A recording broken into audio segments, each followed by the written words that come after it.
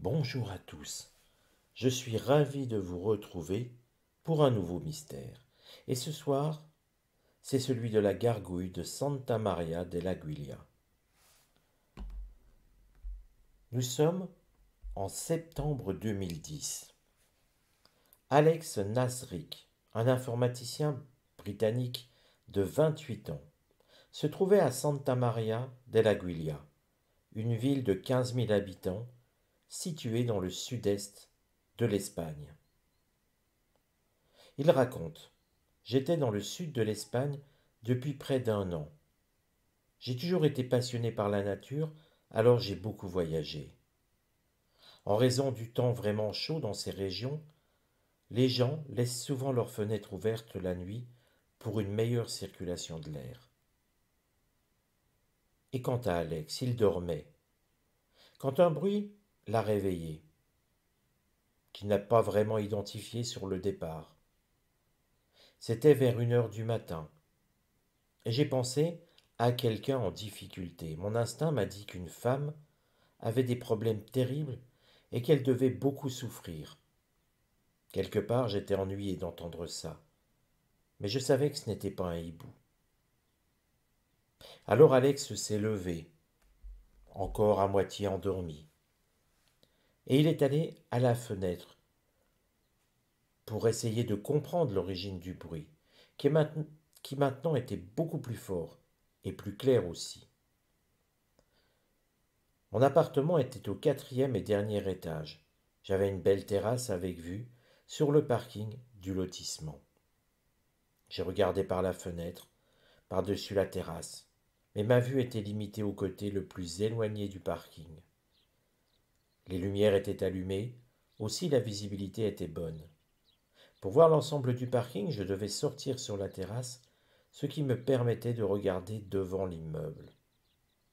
J'étais sur le point d'y aller quand j'ai vu quelque chose de grand survoler le bâtiment. Et au même moment, j'ai à nouveau entendu le bruit. J'étais littéralement glacé d'effroi. J'ai voulu me cacher, mais j'étais fasciné. Une incroyable créature ailée se trouvait à 25 mètres d'Alex.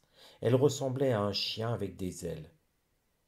Je ne voyais pas ses pattes de devant, juste celles de derrière. Elle n'avait pas de pattes devant, ou en tout cas, elles étaient tellement petites que je ne pouvais les voir. La créature a décollé et a commencé à voler. À ce moment-là, il a pu la voir distinctement. Elle était lourde. Elle battait péniblement des ailes, comme si elle était sur le point de tomber par terre. Ou finalement, comme si ses ailes battaient si lentement qu'elle donnait cette impression-là.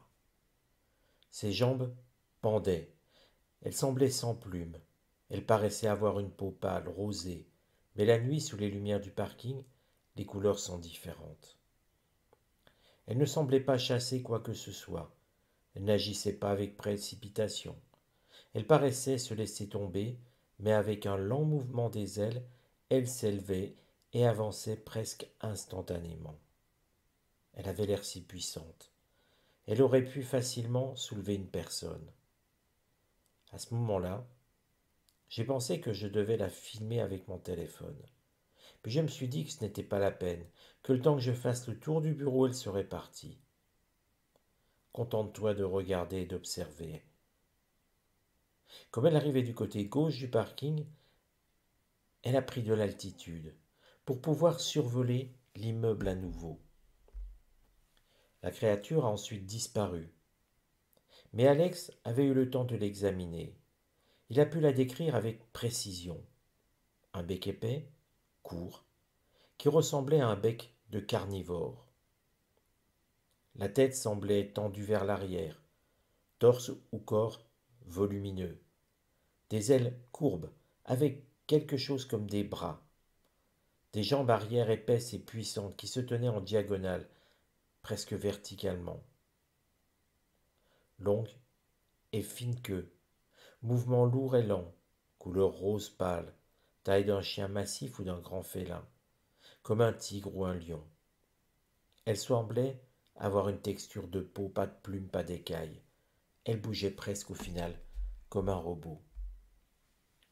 En juillet 2015, deux personnes du Nevada ont déclaré avoir vu une créature qui leur rappelait un ptérosaure, un reptile volant qui aurait disparu il y a environ 65 millions d'années.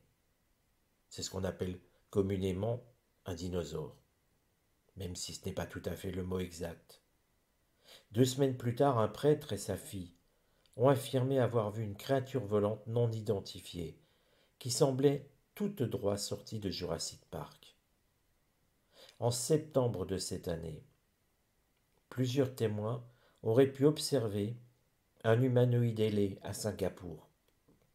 2 mois après, un étudiant portugais a prétendu avoir vu une créature gigantesque dans le sud du pays.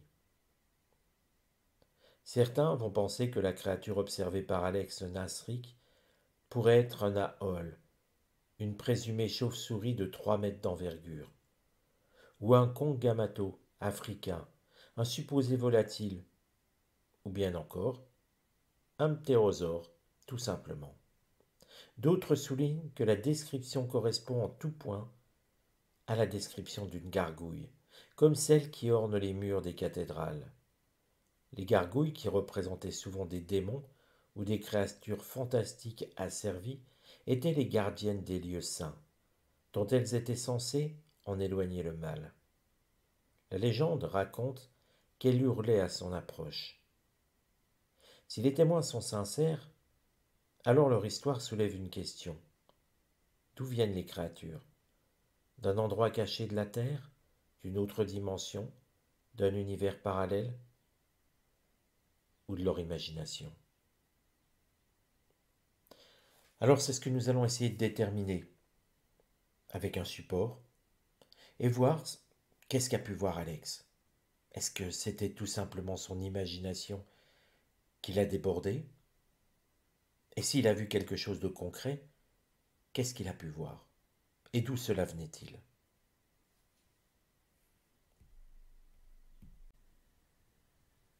Il y a quand même beaucoup de questions que l'on peut se poser à propos de ces gargouilles. Et puis, revenons simplement à ce qui se passe dans nos campagnes, dans nos églises, dans nos cathédrales, abbayes. Regardez les gargouilles. Regardez tous ces animaux fantastiques. Je dis fantastiques parce qu'on ne les a jamais vus en pleine nature. Est-ce qu'ils sont venus d'imagination? Ou est-ce qu'il y a un brin, quelque part, comme dans les légendes, un brin de vérité, un brin de quelque chose?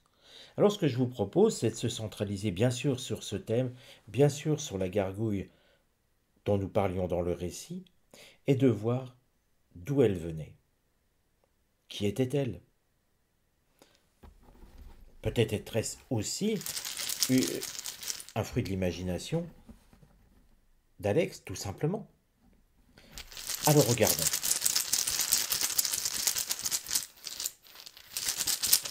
Qui était cette gargouille?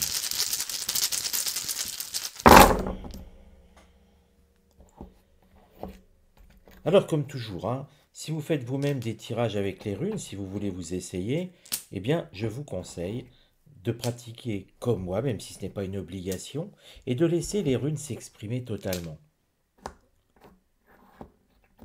Regardez quand même. Regardez ce que l'on obtient. Et puis c'est vrai, je vous l'ai promis, il faudra que je le fasse, c'est de regarder un petit peu, faire un tirage avec les marcs de café. Hein. Je vous rappelle que ça, ce n'est pas un tirage qui s'appelle la tasse de café, ce n'est pas le terme exact. Le terme exact, c'est de lire dans les marcs du café, et non pas au fond d'une tasse. C'est pas tout à fait la même chose. Euh, et on essaiera de voir un petit peu ce que l'on peut obtenir comme ça. C'est vrai que c'est beaucoup plus basé, par exemple, sur le fait d'observer les nuages. Vous savez que on observe, souvent en étant petit, en étant gamin, on observe les nuages et on voit des formes, des visages. C'est le même principe en réalité. Hein. Revenons, centralisons-nous sur ça. On voit quand même quelque chose, presque une pyramide. Regardez, si je pousse un tout petit peu ici, on a une forme de pyramide ici. Un triangle en réalité. Hein. Et puis, 3 axes au-dessus, comme s'il y avait un dôme sur cette pyramide. Si je prends, je cherche une feuille autour de moi, vous m'excusez 30 secondes. C'est vrai que je n'avais pas prévu ça. Mais je vais vous montrer quelque chose, parce que parfois je vous dis toujours, il faut observer. Si je trouve une feuille de papier blanche, c'est toujours compliqué avec moi, j'ai toujours plein d'annotations partout, mais j'aimerais vous faire quelque chose de propre, pour une fois. Voilà. Allez, regardez. Voilà ce que moi j'observe. Un triangle avec une espèce de coupole que l'on observe dessus. Presque un équilibre, mais aussi on pourrait dire une zone d'habitation, dans ce que je crayonne ici, une sortie ici qui était bouchée, et peut-être que d'un seul coup il y a un trou ou quelque chose qui se débouche. C'est en tout cas ce que je peux observer sur la forme.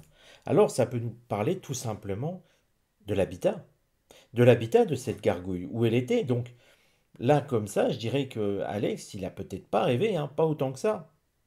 Certes, il pouvait être comme nous, quand on se réveille un petit peu encore dans les brumes du sommeil, mais l'esprit peut être brumeux, mais l'œil peut être encore vif, ou plutôt devenir vif. Et vous voyez que là, on est plutôt dans quelque chose qui nous parle d'habitat.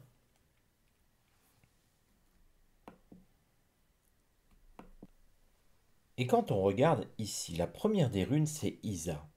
Isa, l'animal qui est associé à Isa, c'est le phoque et l'ours blanc, qui sont tous deux des animaux que l'on trouve plutôt euh, vers les pôles. Et Isa, on la situe quand même assez liée à ce qui est froid, à ce qui est glace.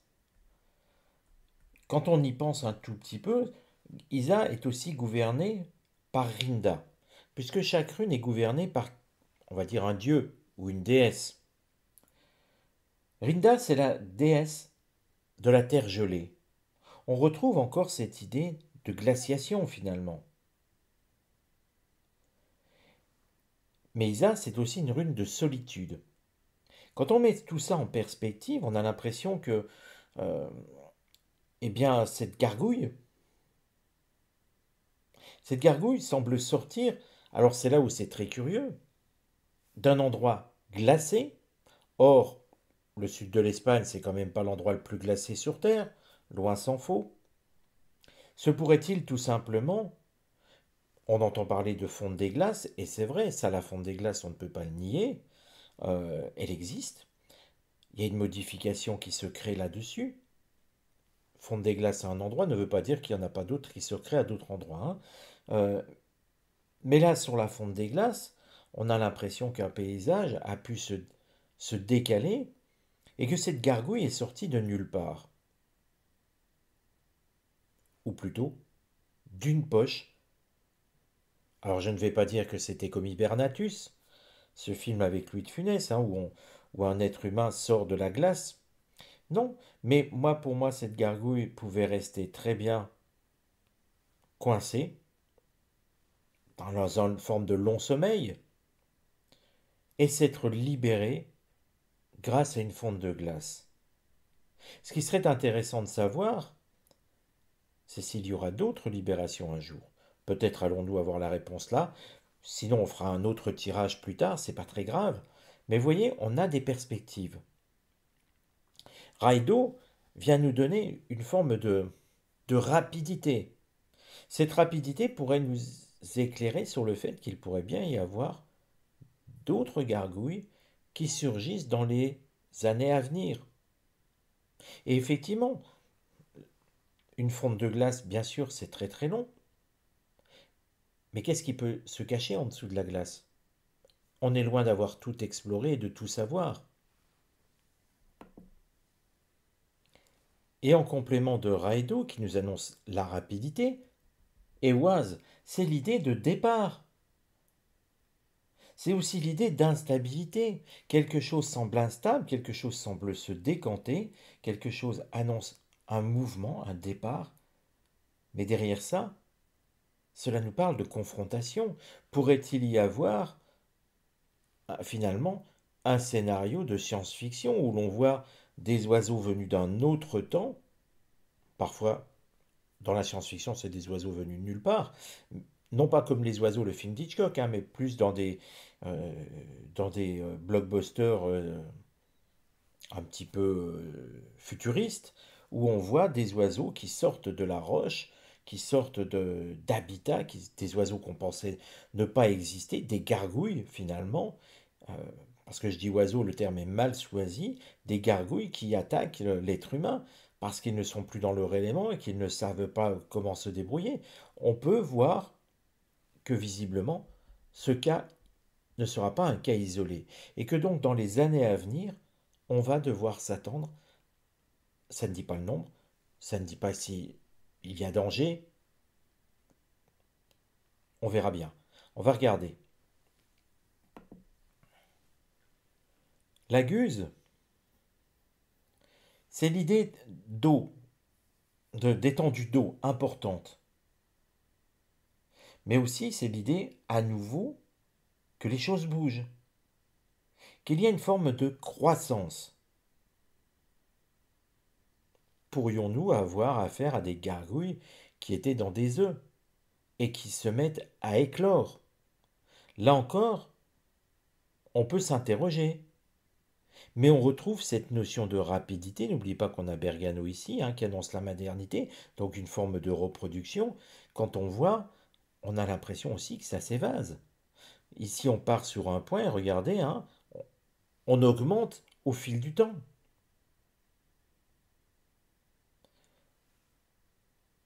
On va regarder ici ce qu'elle veut nous dire, cette rune. Otalase, hein, puisque c'est le nom de cette rune, semble nous indiquer que il y aura une forme de communion dans une communauté. Si on le remet dans la perspective, on pourrait se dire que des œufs vont éclore et peut-être à d'autres endroits avoir des roches pareilles qui libèrent euh, ces gargouilles et qu'en fait elles se reconnaissent, elles forment une forme de communauté comme on peut voir nos oiseaux dans le ciel. Sauf que là, nous n'avons pas affaire à des pigeons ni à des étourneaux, mais avec quelque chose de beaucoup plus massif.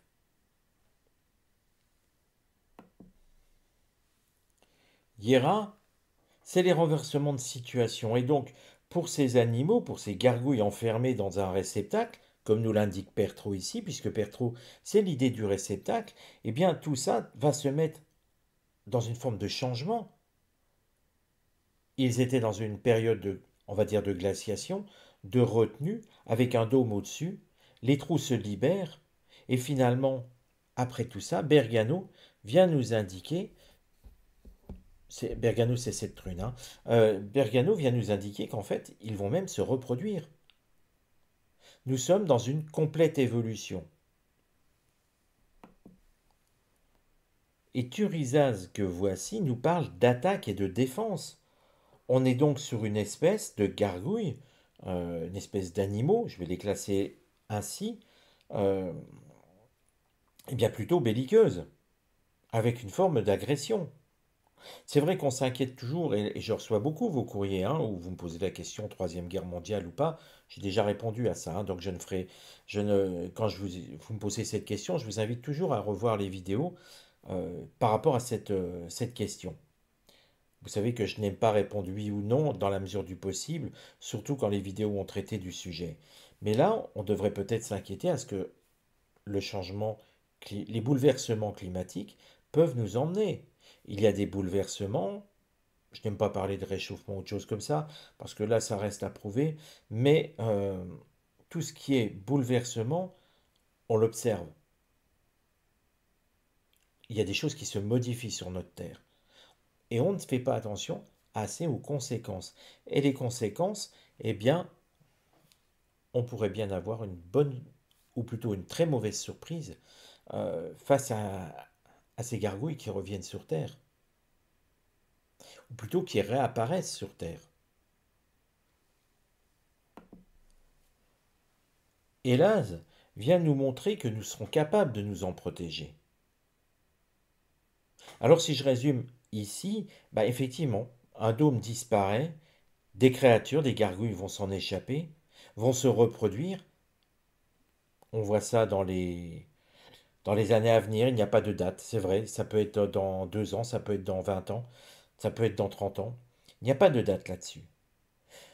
Ce sera un épisode, ce ne sera pas quelque chose qui sera amené à durer sur le temps, parce que nous arriverons très vite à nous en protéger, et quand les rues nous indiquent que nous arriverons à nous en protéger, il est fort vraisemblable que nous arriverons finalement à les empêcher de nous nuire, soit par captivité, soit par extinction. Les runes ne le précisent pas, en tout cas pas à ce stade. Ce Willow nous montre quelque chose un petit peu d'inattendu, et c'est vrai que lorsque je vous parle de ça, pour moi j'explorais plutôt, je vais vous dire honnêtement le fond de ma pensée, je me disais est-ce que les runes vont nous dire que c'est le fruit d'imagination d'Alex, ou est-ce que c'est un cas isolé, comme le laissait supposer Isa?